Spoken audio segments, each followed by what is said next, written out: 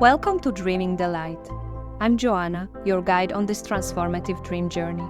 In this podcast, we will explore the world of dreams, sleep, and rest, uncovering their remarkable healing potential, even in the most challenging times. Discover practical tools to navigate nightmares, anxiety, and trauma-related sleep issues, as we embark together on a quest to unlock the healing power of your dreams. Welcome, everyone. Today I'm talking with Yael Schiller. She is a mind, body, and spirit psychotherapist, consultant, author, and international teacher. Her accomplishments are really huge, not only in the field of dream work, but also trauma treatment. And she's authored 2 books about dreams and nightmares. And this is what I would like to talk to her about today. And more exactly about how we can use dream work and her nightmare treatment protocol that she developed to deal with the situations that are very complicated in our life when we are under a lot of stress and trauma, and maybe our circumstances are really far from ideal. So welcome, Yael. It's a pleasure to have you here. Thank you. Would you like starting by saying a little bit about how did you get into the dream world? Were you the psychotherapist first and then decide to learn about dreams, or were you always passionate about dreams and then you decided to become a therapist? Sure. So I was a therapist first, but I was always interested from my childhood in alternative ways of knowing and alternative spirituality. So as a kid and as a teen, I was interested in both traditional and non-traditional ways of accessing knowledge and information. And I think the first time I became aware was when I was 18, was the first time that I was in Israel. I was there for the summer with a youth program.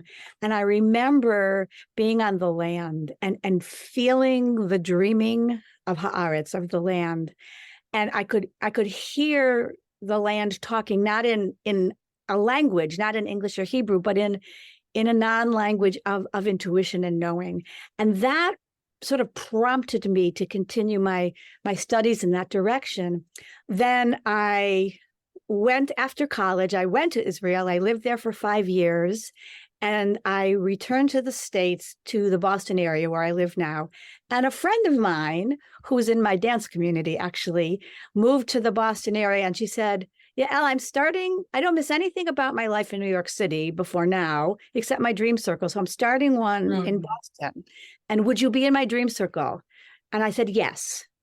And then my next question was, what's a dream circle? Oh, all right. Okay. So I somehow knew to say yes before I even knew really what I was getting myself into.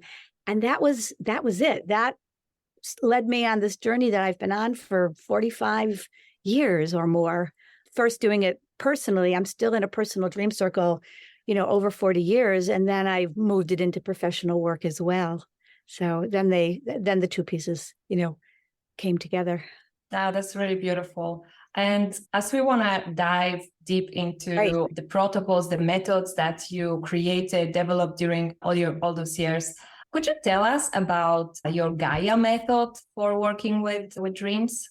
Sure. So the GAIA method stands for, it's an acronym for Guided Active Imagination Approach. And it's a protocol that I designed specifically for working with nightmares. As a trauma therapist, I work with people with a variety of different symptoms of both PTSD and acute or current trauma in their lives. And people would come in with nightmares. So the GAIA method that I designed is based on sort of two pillars. And one pillar is Jungian dream work, so active imagination of working with the dream itself and going after we wake to go back inside the dream and redream it and dream it forward. So these are some of the principles of Jungian active imagination with dreams. But I know that nightmares in particular are very upsetting, and people don't want to go back and revisit their nightmares because they were so scared the first time. They often don't even want to touch them the second time. So the other leg of the method is really based on my knowledge and my studies with EMDR, which is eye Yes, movement. I really wanted to ask about that. Yeah. Because I read that you kind of modify the EMDR and now using it for working with nightmares. So maybe first, if you could tell, maybe not everyone knows what is EMDR, and then how did you tweak it to work with nightmares? Sure.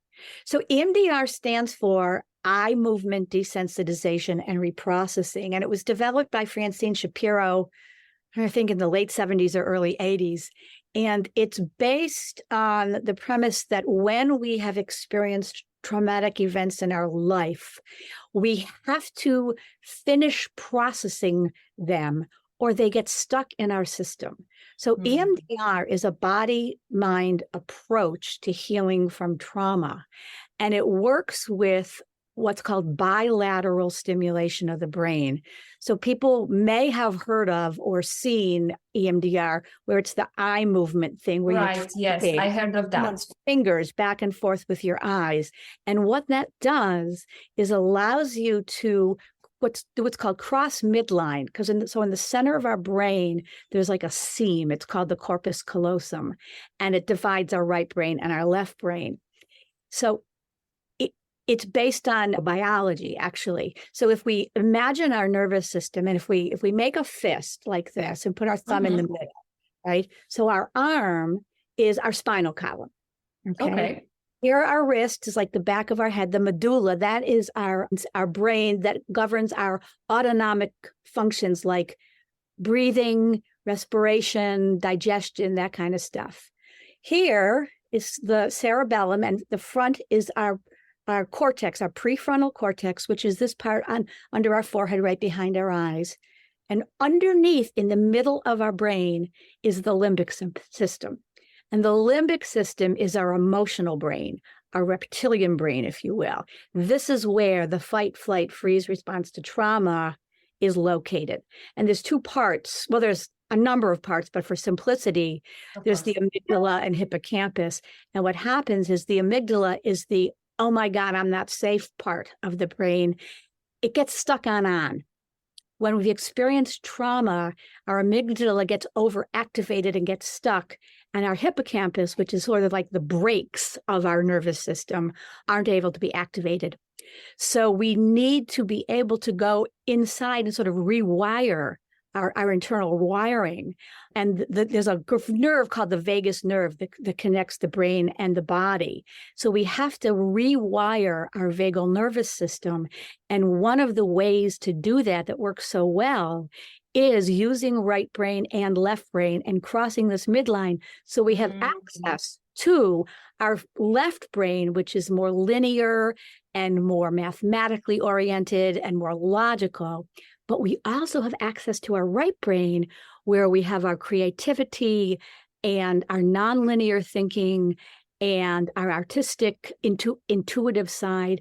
And when we can access that together through this bilateral stimulation, then we are able to sort of unfreeze the frozen memories that got stuck, or free up the memories that are stuck so that they can be processed. So that's a little bit of trauma neurobiology there. Yes, that's the background. We need to understand how you use it for treating nightmares. Yeah. And so the thing that's really wonderful is that there's several ways to get this, what's called bilateral stimulation. And one is through having the eyes tracking, but also it can be auditory, like a sound in opposite ears. Wow, okay. And what's wonderful for sort of applied home use, if you will, is tapping. And with kids in particular, there's a method. It was designed by a gentleman in Mexico. I'm blanking on his name right now, called the butterfly method. Okay. Your hands, you make a butterfly like this with your hands, and then you put it over your heart. On your fingertips are touching just above your collarbones, which is one of the acupuncture points that connects body and mind. And you tap with one hand, and then the other hand, and then with one hand, and then the other hand. And this alternate side tapping works in the same way to calm the nervous system down as the bilateral eye movements. And this is one like really nice way that kids like. You can also tap your knees, alternate side tapping with knees, or someone can tap for you. If you have a child, for some reason, someone just can't, but they're willing to let their parent or a caregiver or a professional tap on their knees for them or their hands, someone else can do that too.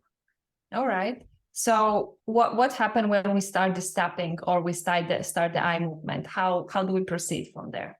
So with the GAIA method, so that actually is more about EMDR, but the other part of EMDR is the part I connected with the GAIA method, which is there are 2 stages. And the first stage of doing EMDR is called resource installation. Okay. So remember a minute ago, I said a lot of people, most people don't really look at their nightmares. I said, I dreamed this scary dream once. I don't even want to look at it again. Thank you very much. So what we do first is we create enough safety to calm the person down, to give them resources so that they are more resourced and have more safe people, places, and objects in their mind's eye than they did when they had the original nightmare. So this is a really, really important way of working with nightmare material, because we don't go straight to, let's talk about the scary thing that happened. We first say, if you didn't wake up feeling calm and relaxed, which most people from nightmares don't, we first want to give you resources so that you have something to help you feel more secure, more safe than you were either when you had the nightmare or when the trauma happened. Because in situations of war, even if someone is not in the traumatic event that was the initial trauma and they're in a relatively safe place now, that's not post-trauma yet. Yes, that's not PTSD. That's still a variation on acute trauma. So we want to help people connect with what helps them feel safe or safe enough or safer, or bivrit. In Hebrew, we say yoter tov, to make them feel better, even if not b'me'achuz, even if not 100% safe. Right. So I'll ask the child or the teen or the adult after they've shared the nightmare. First, I'll say, do you want to talk about it more? Of course. And if they say yes, yeah, then we say, okay, let's gather a posse. Let's gather a group of people and things and ideas that make you feel safe and collect them together in our mind's eye. So it could be people who are alive in their life. It could be ancestors who've passed over or have died. It could be people who live in another part of the world that they're connected to. They say, oh, and I think about, Aunt Tanya, who lives in Los Angeles. I really love her because she makes great blintzes and I just feel so happy and safe. So we say, great, let's put Aunt Tanya in the posse of people who are going to be safe for you.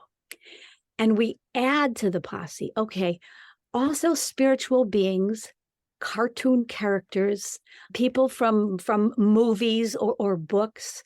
Basically anything or anyone that makes us feel more grounded, safer, better. That's right. So one of the little girls I worked with after the Boston bombing a few years ago, the Boston Marathon bombing, when we did this protocol, she brought Mary Poppins with her in her posse to feel safe. And now a more updated version is the sisters from Frozen. A lot of the kids have seen Frozen. Right, of course. So if there's a song, right? I was thinking about this when I was swimming this morning before I came online with you. There are certain songs that might make someone feel safe. And, it could be the song from Frozen. It could be Over the Rainbow from The Wizard of Oz. So we'll add the song to the repertoire. We'll add the Shekhinah to the repertoire. We'll add Archangel Michael or Gabriel or any of the angels to the repertoire. We'll add your pets who are with you or not with you to the repertoire. Yeah. And then we'll also add objects. And this is really wonderful, particularly if someone is displaced and not living in their familiar environments. Is there an object, and we call it in therapy language, a transitional object that reminds them of some place they felt safe, secure, connected, that they either have or can remember? do they have, if it's a kid, do they still have their blankie or their stuffed animal? Was someone able to take anything with them if they had to leave their home? Do they have a shirt that they like, or were they able to grab candlesticks? And if not, if they don't have something with them in their current environment where they're living that is an actual object, it could be an imaginary object. We have Harry Potter's wand show up. Magical wand, yeah, okay. And for kids and adults too, if they can get hold of crayons or even just pen and pencil and make drawings. If they don't so if you don't really have the object, you can still draw it, and then it's also reinforce the connection with the object, right? That's exactly right. Yeah. So it's using an imagination to create a circle of protection and a bubble of light. And I'll ask people also specifically, when you think of the color of light that's most healing and most protective for you, what is it? There's no right or wrong answer, but some people will say white, some people will say blue, some people will say orange. So I say, okay, so go ahead and surround yourself now in a bubble of light and put it around you, and let's turn the dial up on the light so it's really, really bright as you need it to be, and make sure that it completely surrounds you so that before you go into looking at the nightmare, you've got all these things of safety. This is the resource installation. This is part one of the GAIA method. Yes. This is all part one. You collect your resources. Okay, and you can also, just to clarify, if you don't have anyone around you right now, you're in your bed and you just woke up from a nightmare and you say to yourself, okay, I need to do something about it. I want to do something about it right now. You can just walk those steps yourself. I believe maybe a bit harder than when you have someone helping you or guiding you, but it is possible. Am I right? Absolutely. Particularly if you know that you have had nightmares in the past and you've made a list before you go to sleep. You can sit down and pick up a piece of paper, if you have a journal, to put your dreams in. Make a list of your safety resources, just anytime during the day before you go to sleep, and keep that near you at night. So when you wake up, incredible advice. Yeah. You don't have to suddenly create it from scratch, because you're scared, your heart is pounding, and it's like, oh my God, I feel scared. And here's my list. Let me look at my list. You don't have to. And maybe you can even save a song on your phone or something like auditory stimulation. Yeah, that's really incredible advice. Yeah. Okay. Go ahead. Sorry, go ahead. No, I just wanted to say, okay, so once you created this safe environment and you created this protection ball, what's next? What's happening next? So then if you're awake, if you're in your bed at night, probably what you want to do at that point is ground in the present and open your eyes, have a little bit of light at least in the room, and look around and see where you are and say, okay, I am here. I am in this bedroom. I am in this room, wherever I am. I am not in the middle of the place where the trauma happened. I am not in the middle of being chased by a monster in my dream. It might be a literal nightmare or a figurative nightmare. So ground in the reality of waking life as a way of feeling safer if you wake up in the middle of the night. And then put the bubble around you too, as well, when you wake up. What would you recommend if, let's say, obviously, when you wake up, you're in your bed, you're definitely not most likely you're not in the place where your nightmare is happening or where trauma happened. But what would you recommend if the environment still doesn't feel that safe? Because I would like to know if there's something that you could do to anchor yourself really in the present. Because if we take the situation of a war, right? You don't really know what's going to happen in the next few minutes. So you can say to yourself, okay, I'm in my bed and I am safe, in quotes, safe now, but maybe in 5 minutes, I'm not going to be. So is there something we could do to, maybe if one is going to be ideal, maybe, expecting from ourselves that we will feel completely safe in this moment, it's a bit too much, but maybe there's something we can still do to anchor in the present, that right here, right now, I am safe. right? So what you're talking about, Joanna, is really about mindfulness in this moment right now. Because this moment, all the mindfulness teachers tell us, this moment is all that we have that's reality right now. So if we can remind ourselves, okay, there is the clock on the wall, there is the comforter on my bed, here are my feet on the floor, right? Right now in this moment, I'm okay. I'm safe right now. It's yoter tov. It's better. It might not be mushlam, it might not be perfect, but it's not exactly the same as when you had to leave a place that wasn't safe, or what might happen in 5 minutes or 5 days. Because we don't know. We can't fortune tell the future. But so we want to feel safe in our physical body. In the moment, yeah. Okay. So if we can get our breathing regulated, that is one of the biggest ways to calm our nervous system down, slow our heart rate down. So to really if you sat up in bed and you're scared, what I would say is to put on a little bit of light if you can, and put if you can, put your feet on the floor and just feel the ground under your feet. Yeah, and pay attention to the sensation in your body, right? Because in English anyway, we call it a feeling because we feel it. It's the same word in English, in our body. It's that somatic. In Hebrew, the regashot is not the same as feelings in English, but bring our attention to our physical body. And when we can calm that down, we can feel a little relief from the fear and the panic and the nightmare. So there's a wonderful method from energy psychology. It's called boundary balancing. And you can take either hand, it doesn't matter. And if you on your sternum right here, just gentle tapping, and you say to yourself while you're tapping, I have 100% healthy working boundaries between myself and my fear. Between myself Can you repeat that sentence, please? You repeat, I have 100%, yesh li 100%, I have 100% healthy working boundaries, beni ubensiut sheli, between myself and my nightmare. And you can just tap, or if the tapping is not sufficient, you can also tap on what's called feathering, where you send it out by doing this. You tap on your sternum, and then you bring it up through your throat and chin and send it out of your body.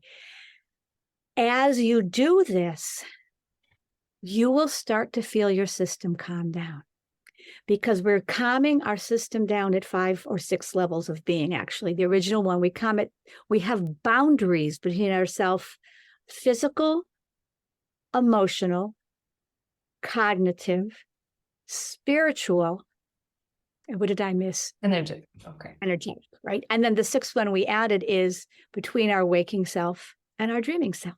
I have 100% boundaries between my waking self and my sleeping self, right? So whatever are the words, and you can adapt the words, but it's the somatic physical touch that helps activate the calming reflex in our nervous system. That can really be helpful if you wake up in the night. That's an amazing advice. And you can just butterfly hug. Yeah. I also thought of that. Yeah. Because it feels like a cozy hug, and some people want to actually make a hug, and you can tap like this too, and you feel like you're hugging yourself. So once we manage to calm ourselves down and feel a bit safer and bring ourselves to the present moment, regardless of what's going to be in 5 minutes or what happened 5 minutes ago, how do we proceed according to the GAIA protocol? So I'm going to differentiate between if it's in the middle of the night or if you're awake. All right. Okay. Because there are two different things. In the middle of the night, you simply want to calm yourself down enough to be able to go back to sleep. The actual rest of the protocol for GAIA involves with your posse and with all your resources, peeking inside the nightmare to see if there's any resources inside the dream or nightmare you might have missed. And then you gather those two. You go back inside the dream with your lightsaber or with Harry Potter's wand or with your Aunt Tanya or with Archangel Michael or whoever you posseed with you. And you redream the dream forward so that it has a resolution where the end of the dream is you being safe. The end of the nightmare is you being safe in whatever ways you arrange to do that. You know, you have a cloak of invisibility in this dream that you didn't have before, so you can get out of the nightmare safely. Or you have put your bubble of light around you so nothing can penetrate the bubble of light. And this time you're able to move from the nightmare. If you woke up and you thought, oh my God, there's people screaming and there's a bomb falling, but that's not your actual reality right now. You put the bubble of light around you inside the nightmare and say, okay, I am safe and protected from what's going on in my nightmare. And because I'm safe and protected, I see an exit that I didn't notice before. And now I can move toward the exit with my family and with my friends. And in my nightmare, I can get out of this dangerous place and into a safer environment. And that's where I'm going to have the dream end. It's sort of redreaming the dream. Yeah. And that's, you know, when we're awake and we have cognition and either by ourselves or with someone else, we can do these protocols. At night, you want to just go back to sleep, probably. So that makes sense, yes. Yeah. So it's a little bit different. So anything that allows you to slowly regulate your breathing, to quiet down your heart rate. For some people, they should get out of bed for a minute, take a little short walk around their house or their room or wherever they're staying. If there's another person that they're with, is there someone who can give them a hug? Someone who can reassure them? Someone who can sing them a lullaby, whether they're a kid or an adult for that matter? Because we are clan, we are tribal people. We live and we thrive when we're with connection and in community. So when we're scared, one of our healthiest instincts is to run toward people, to run toward connection. So when someone wakes in the night, if there's a way to move into connection, maybe you can call someone, maybe you can, message someone, maybe there's someone in the bed next to you or in the room next to you. Can you reach out? Can you hold hands? Can you touch? Can you have someone who will say to you, the beseder nipo, it's okay, I'm here. Yes. And for this minute, right now, it's okay. Yeah, it's really true. The power of the community and the connection, as you say, is very, very important. That's why, in general, sharing our dreams, not only our nightmares or not only our moments of hardship, it's so important because we connect with others on a much deeper level. And this is also something that I always say to everyone who's questioning even the purpose of dream sharing or dream circles that I personally love so much. And from what I understood, you as well, it's that when we share the dream with the other person, we create very special kind of connection. And we open ourselves, our hearts on a deep level with the trust that we're going to be received with love and kindness. So when times are hard, nowadays for me, I do it anyway because I love talking about dreams. I always ask my husband about his dreams, my best friend, and whoever knows me, they know they can expect this question. But nowadays, when the circumstances are very, very complicated, these moments of dream sharing, it's even more important. Yeah, even if it's not sharing the nightmares, it's just so important. I couldn't agree with you more because we're connecting through multiple layers of time and space and dimensions when we share our dreams. We're connecting with our unconscious sleeping selves, not only with our own waking selves, but with everyone we're talking to, with their waking selves and their unconscious self as well. So the bond that forms through dream sharing is incredibly, incredibly powerful. Yeah, and I want to share here something about my own personal dream that I had, and the power actually of connection, and why sharing the dream is so important during also this hard time. Is that a few nights ago I had a dream that my room, my apartment didn't have a floor, right? Like the floor was a net, which obviously for me it's very clear because I feel very unstable right now. I feel like my world is shaken.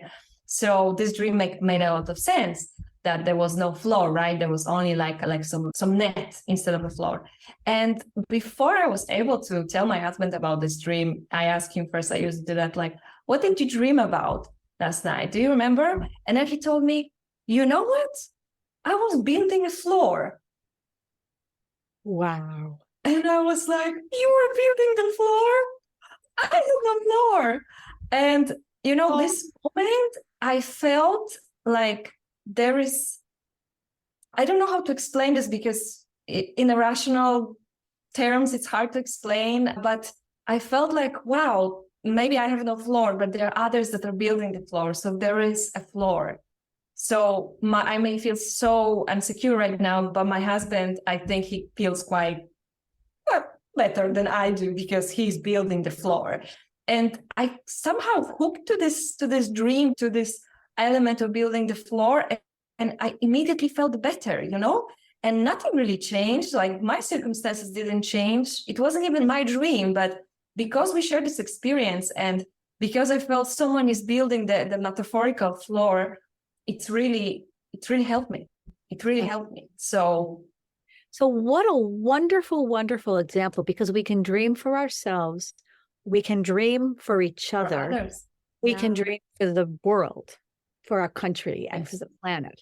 And we really can dream on behalf of other people, whether we know it or not. That's one of the layers, right, of our dreaming, is to dream for others. And in particular, it's so beautiful when you have a close connection with someone, it's even more likely that you will somehow enter or share each other's dream or dream theme. And just to put the plug out for dream sharing in dream circles or just one-on-one, you will find over time, we find this all the time, that people who are close or who meet in dream circles will often share the dream or the theme or a character. Yes. Like one day, everyone, like last my dream circles, everyone came in and there was something about the color. What was it? Everyone was dreaming of an animal like a feline, like a cat or a lion or a tiger. Everyone in the group had a dream with some kind of a feeling in it.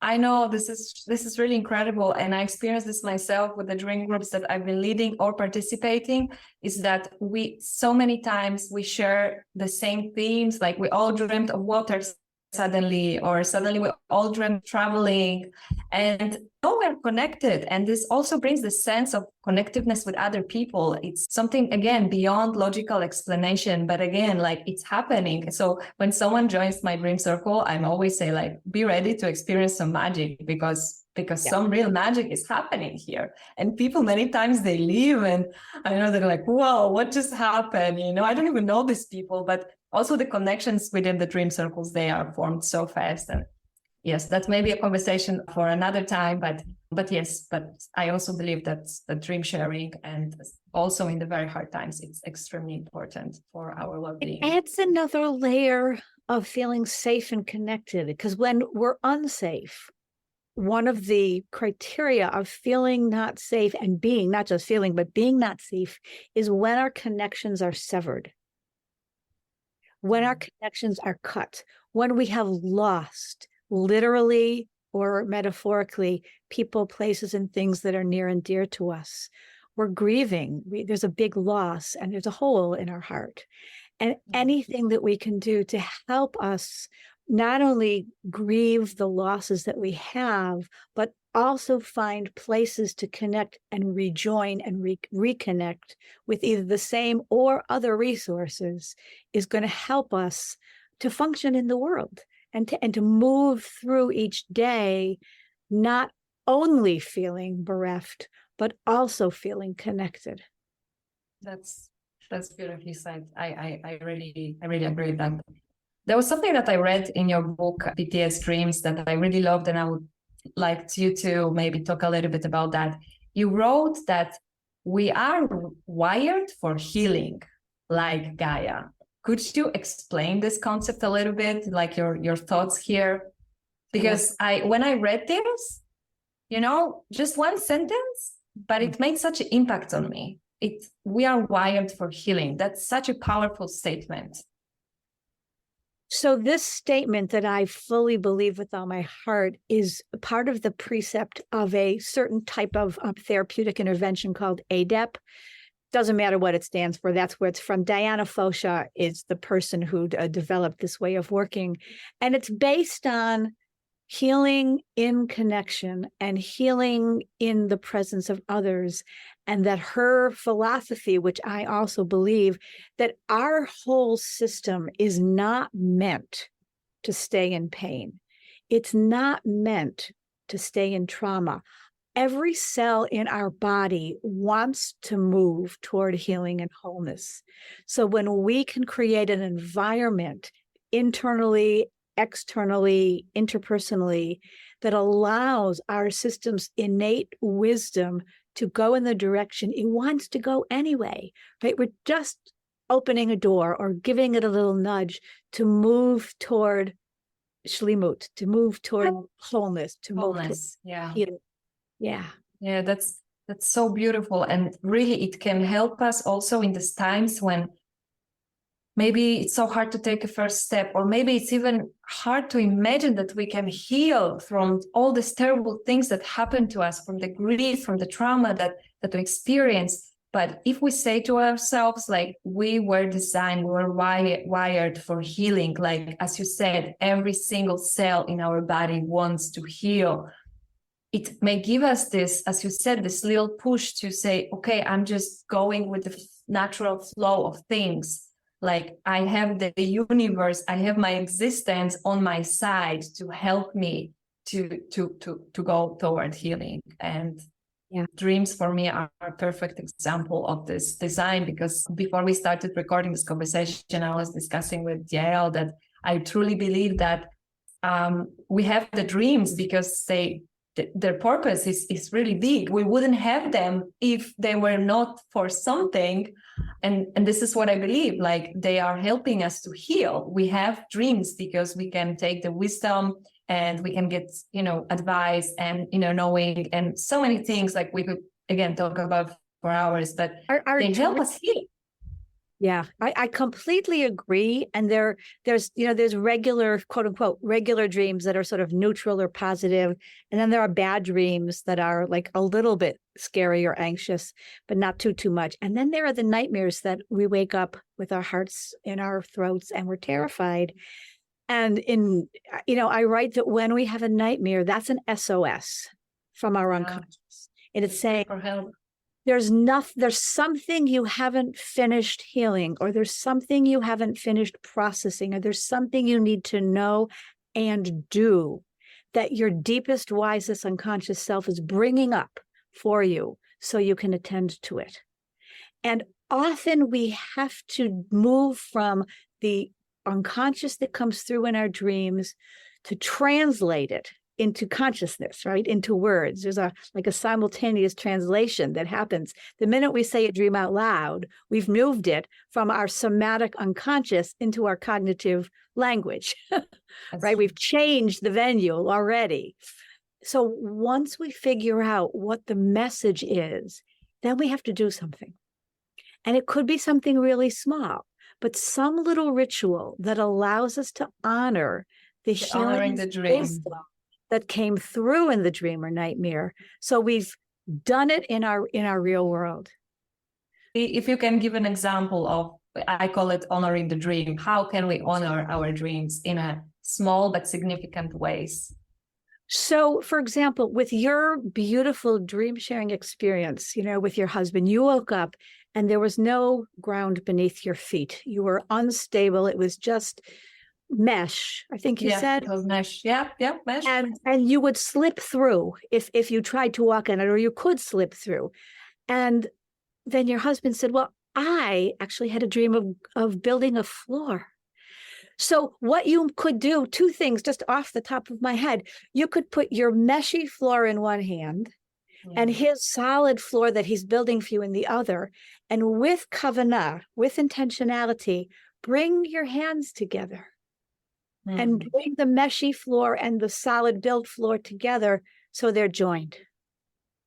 And then this gesture that you've made can be like a talisman or a touchstone. If you're ever feeling ungrounded, you can go, oh, I've got my husband's floor under my feet. Yeah. That's beautiful. Thank you. Yeah. I'm going to do that definitely later tonight. So I would like to touch on one more important thing, and it's how you call it moving from PTSD to PTSG. Right. So could you explain, I think PTSD, post-traumatic stress disorder, post-traumatic dreams, that everyone knows, but what is the PTSG and how we can move forward? So I coined a new acronym of PTSG, which is post-trauma spiritual growth. That's the SG, spiritual growth. So how do we move from living in a state of acute or chronic trauma to a place where we've learned something, we've grown somehow, where there's not only light somewhere out there, but we can see it and find it and move toward it and grow in some way in our lives. And there's a number of different things I'm thinking about right now with that question. One is there's another therapeutic modality called IFS, Internal Family Systems, that was designed by Richard Schwartz. And he calls himself a hope merchant. So how can we... I like that. Merchants, right? How can we sell and share hope with each other? And I can't tell you how many times in the last couple of weeks I've been at various gatherings when Hatikva is played and we stand and we sing. And this is the national, those of you in Israel know, but for those who don't, who might be listening, Hatikva is the national anthem of Israel, and it means the hope. And it always feels, it lifts me up to sing it. So one way of moving into the light, into spiritual growth, is find ways to experience hope and connection in your life. In my book, I describe a dream that I had when we're in a different kind of global trauma, but part of what was a feature of it was our intense isolation and being cut off from each other. And when we're in a variety of different types of traumatic experience, including in a country where there is war or there is a natural disaster, we're cut off from people and we are cut off from surroundings that might be familiar to us. So we feel isolated then as well.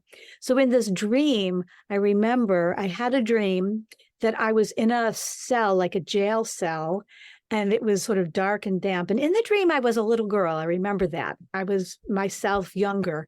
And I was kind of just crouched down in the dream and feeling pretty hopeless in the beginning. And at one point, I remember a shaft of light came in through the bars of the jail cell in the window. And in the dream, and I don't remember if I was lucid in the dream or not in retrospect, but I somehow was able to turn toward the light that came into the jail cell through the bars of the window. And I remember in the dream, I held up my arms and I was just lifted out of the cell on the beam of light out into the Shemaim, into the heavens. And that was the dream. And I've always remembered that. And that was one of the examples I used in how can we dream ourselves into a place of hope, into a place of light, into a place where we connect and we learn something and bring it forward from the difficulty or the trauma that we've experienced. So that's I think the intention. I think it's not an easy task, I must say, because when you find yourself, when your life suddenly becomes something completely else, it may be very easy to let the darkness, to let the grief, to let the pain, to swallow you. And sometimes it's even hard to imagine that there is this light somewhere, but I believe that other people and also our dreams can bring us this light. And also that's why it's so important to write down your dreams, to share your dreams, to even incubate your dreams, set an intention before you're going to sleep for healing dreams, for light dreams, for good dreams, because we may have a hard time finding this light. And it can be very, very hard task when you find yourself in very traumatic, crazy, scary circumstances. But I also believe that this light is always there, and our dreams can help us bring this light. And just to follow up, Joanna, on what you were saying, because I completely agree, we have to make room for all of our emotions and all of our reality and all of our feelings. So there might be times where you just need to sob. And that's the right thing to do, to cry your heart out, because it's terrifying, or you're grieving. And you should, and you need to. But then to reconstitute, to come back into the moment and take a breath and connect with someone, or look up at the sky and say, oh, look at that beautiful cloud going by. I can have gratitude right now in this minute for something beautiful, for the flowers in the field. And it doesn't negate or deny that terrible things have happened and we're still living in a place of unsafety and insecurity, but it allows us some breathing room and some moments of calm, of mindfulness, and appreciation and gratitude. And this is literally true. I was taking a walk the other day, and I'm not in a war zone. I'm living, outside of Boston, but I was taking a walk by the river, and I looked up and I said, wow, I'm really grateful that missiles and rockets aren't falling on me right now. Right now, this moment, I am safe. And even if you don't know what'll happen tomorrow, if right now you're safe, you can still say that in this moment. Yes. Bring that remembrance of this moment forward. So important to bring ourselves back to the present moment. So important on so many levels. Thank you so much, Yael. It was an incredible conversation. I feel that we cover so many things in practical ways for everyone struggling right now, no matter where they are located and no matter what kind of crisis they're going through. There are so many things that can be done. And we know that you, especially as therapists, that treating nightmares and trauma, it can be a long process. This is not something to be taken lightly, but we also know that there's things that can be done here and now to alleviate the pain and to start us on the healing journey. And that's the purpose of this conversation and everything that was shared here today. So would you like to share with our listeners, how can they find you? What kind of services, support you offer? Sure. So I have a general website, which is Yael Schiller.com. So that's all one word, LindaYaelSchiller.com. So that's where you'll see sort of what I'm doing these days, both in general, but specifically in the world of dreams. I have 2 books, each has their own website. The first one is a general book on dreams called Modern Dreamwork, and that's www.moderndreamwork.com. And the one we've mostly been talking about is called PTSDreams, and that has a website, which is www.PTSDreams. So the D just flows into dreams.com. And you can read a little bit about what they're about. And then I have an email. If people want to try to contact me, you can reach me through my website. There's a contact place. But if you want to go right ahead and send me an email, it's LindaYSchiller@gmail.com. And for listeners who are in Israel, I'll just let you know that I do speak Hebrew. So if you want to connect in some way, if that's more comfortable to you, I'm happy to speak with you also in Hebrew. So those would be the ways to connect, I think. I'm going to add all those links in the show notes. So it's going to be just easy, just one click to find you. And thank you so much once again for sharing your knowledge and everything that you worked for so long to bring relief to others and to connect to the dream and the collective. And anyone who feels that needs support, would like to read Yael's book, I just really check out her website. There's so many resources there, and I'm sure you're going to find something there for yourself that can be useful during these times of crisis. Thank you so much. Thank you so much. Yeah, and I just send my my support, my prayers, my blessings to everyone who needs them anywhere in the world for healing and safety and peace.